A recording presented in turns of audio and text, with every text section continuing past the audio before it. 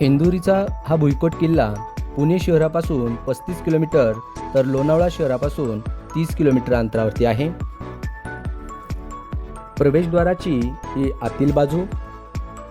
इंदोरीचा किल्ला सोमाटणे फाट्यापासून केवळ 8 ते 10 किलोमीटर अंतरावरती आहे. मराठा साम्राज्याचे सरसेनापती खंडोजीराव येसाजी दाभाडे यांनी 1720-21 सालामध्ये बांधला.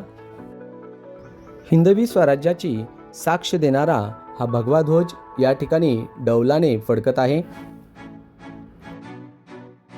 गडाची तटबंदी व तटबंदीवर जाण्यासाठी पायऱ्या या ठिकाणी दिसत आहेत.